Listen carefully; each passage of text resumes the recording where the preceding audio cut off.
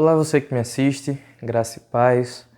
Meu nome é José Henrique e hoje nós vamos dar continuidade à leitura continuada da Escritura Sagrada.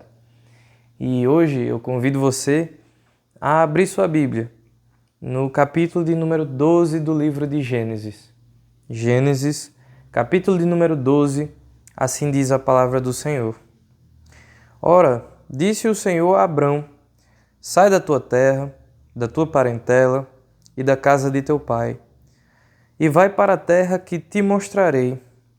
De ti farei uma grande nação, e te abençoarei, e te engrandecerei o nome. Se tu uma bênção. Abençoarei os que te abençoarem, e amaldiçoarei os que te amaldiçoarem. Em ti serão benditas todas as famílias da terra. Partiu, pois, Abrão, como lhe ordenara o Senhor, e Ló foi com ele. Tinha Abrão 75 anos quando saiu de Harã. Levou Abrão consigo a Sarai, sua mulher, e a Ló, filho de seu irmão, e todos os bens que haviam adquirido, e as pessoas que lhe acresceram em Harã. Partiram para a terra de Canaã e lá chegaram. Atravessou Abrão a terra até Siquém, até o carvalho de Moré. Nesse tempo os cananeus habitavam essa terra. Apareceu o Senhor a Abrão e lhe disse: darei à tua descendência esta terra. Ali edificou Abrão um altar ao Senhor, que lhe aparecera. Passando dali para o monte ao oriente de Betel, armou a sua tenda, ficando Betel ao ocidente e Ai ao oriente. Ali edificou um altar ao Senhor e invocou o nome do Senhor. Depois seguiu Abrão dali, indo sempre para o Neguebe. Havia fome naquela terra. Desceu, pois, Abrão ao Egito para aí ficar, porquanto era grande a fome na terra. Quando se aproximava do Egito, quase ao entrar, disse a Sarai, sua mulher: ora, bem sei que és mulher de formosa aparência. Os egípcios, quando te virem, vão dizer: é a mulher dele, e me matarão, deixando-te com vida. Dize, pois, que és minha irmã, para que me considere por amor de ti e por tua causa me conservem a vida. Tendo Abrão entrado no Egito, viram os egípcios que a mulher era sobremaneira formosa. Viram-na os príncipes de Faraó e gabaram-na junto dele, e a mulher foi levada para a casa de Faraó. Este, por causa dela, tratou bem a Abrão, o qual veio a ter ovelhas, bois, jumentos, escravos e escravas, jumentas e camelos.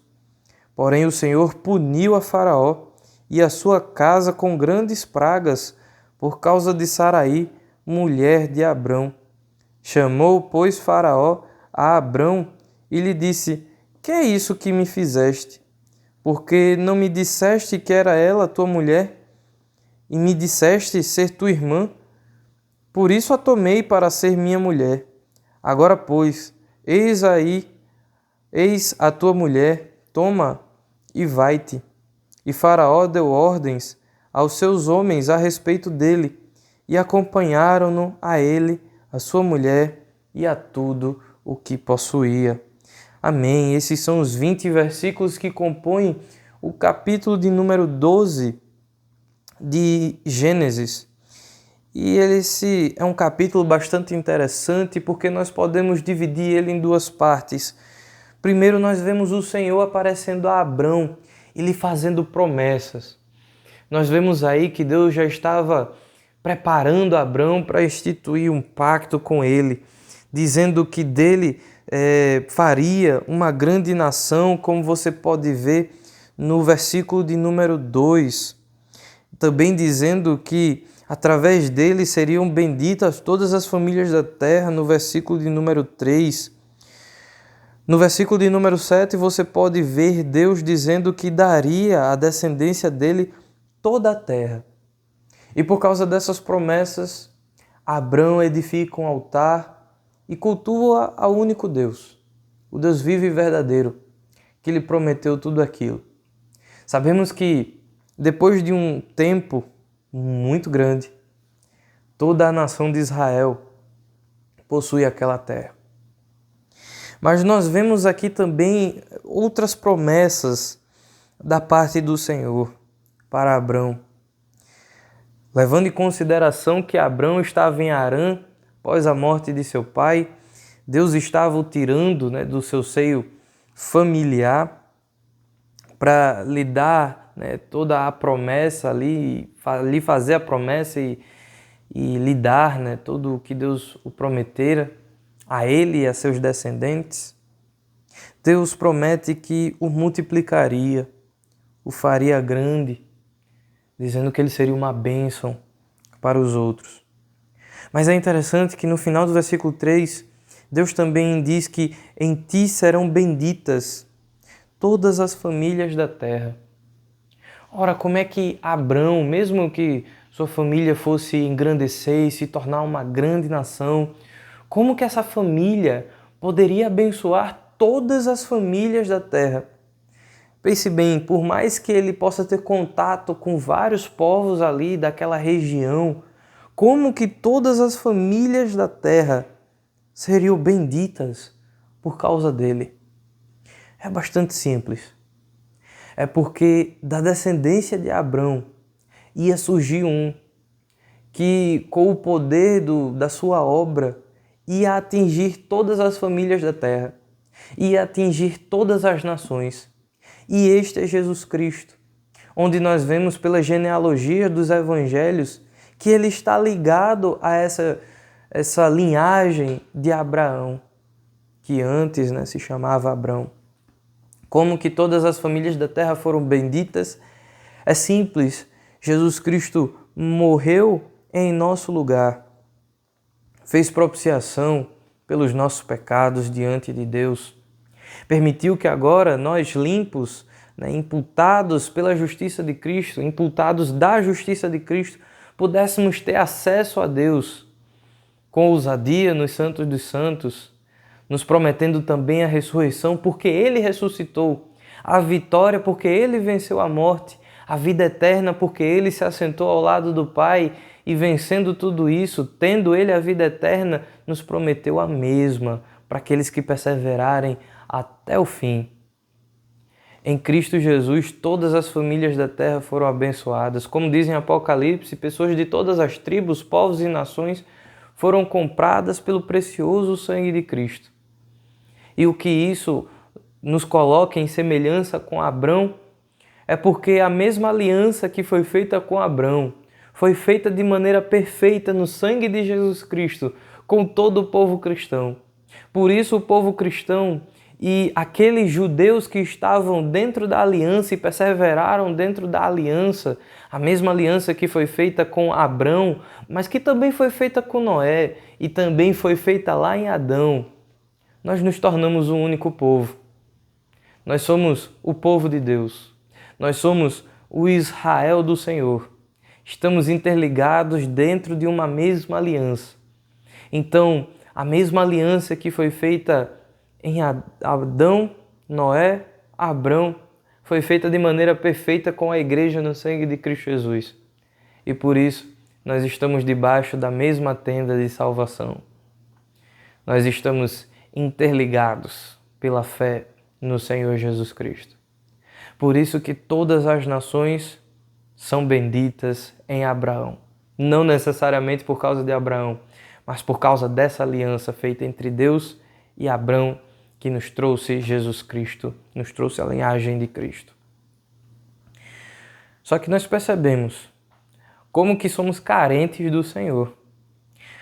Porque Abrão, tendo todas essas promessas de Deus, ainda assim agiu como quem não confia no Senhor.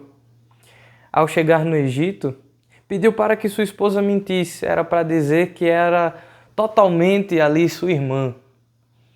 Digamos assim, uma meia mentira, contada ao povo do Egito. E assim ali ele prosperou, recebeu bens do povo egípcio, mas com aquela falsidade Deus amaldiçoou o povo, mostrando que ele cobrava de Abrão a integridade de um filho da aliança, a integridade de alguém que realmente é filho de Deus. E nisso, quando descobre-se, que Saraí, naquele tempo Saraí, era também esposa de Abrão, eles são mandados embora com todos os seus bens, mas lhe é cobrado por não ter falado a verdade. Ora, se ele tinha um pacto entre Deus e ele, se ele carregava no seu coração todas as promessas do Senhor, para que uma mentira que, mesmo tendo ali pequenos aspectos de verdade, sendo mentira, mancha toda a narrativa? Para que se aproveitar dos bens do Egito? Será que isso é uma sombra do que aconteceria com Israel no futuro? Nós não temos concordância sobre isso. Mas para que esse ato de pecado, de desconfiança? Por que não confiar em Deus? Se Deus prometeu que nele seriam benditas todas as nações, que ele cresceria como nação, para que ter medo do que poderia acontecer com ele e com a sua esposa, tendo em vista que estavam debaixo da promessa de Deus e que Deus era fiel e é fiel e sempre será fiel para cumprir suas promessas com o seu povo? Não seria isso uma desconfiança da fidelidade do Senhor? Pois bem, a nossa vida também é assim. Deus nos salvou em Cristo Jesus. Deus nos firmou dentro de uma aliança. Deus nos prometeu inúmeras coisas pela sua palavra. E ainda assim nós agimos como quem esquece da fidelidade do Senhor. Isso prova duas coisas. Primeiro, é que nós não podemos nos confiar em nós mesmos para agradar o Senhor, porque nós sempre esquecemos dos atributos de Deus e tentamos agir conforme a nossa própria inteligência para nos livrar das dificuldades da vida. E isso é motivo da gente se arrepender. E isso também nos leva a um segundo aprendizado, de sempre lembrarmos que, independente da circunstância, Deus ele é fiel às suas promessas. As promessas que ele mesmo firmou com o seu povo através da sua palavra. Então, sabendo que Deus é fiel, nós devemos descansar. Descansar porque nós não precisamos confiar nas nossas próprias forças. Deus é fiel para cumprir. Descansar também em não ficarmos ansiosos pelo dia de amanhã. Basta cada dia seu mal, porque para nossa preservação e para cuidado da nossa vida, mesmo que nós não possamos contar com as nossas forças, com a nossa inteligência ou com a nossa sagacidade, Deus ele é fiel para cuidar do seu povo. Por isso é necessário que nós descansemos no Senhor. Descansemos na fidelidade de Deus, nas suas promessas e no seu pacto com o seu povo. Considere compartilhar esse vídeo, curtir, se inscrever. Que Deus te abençoe.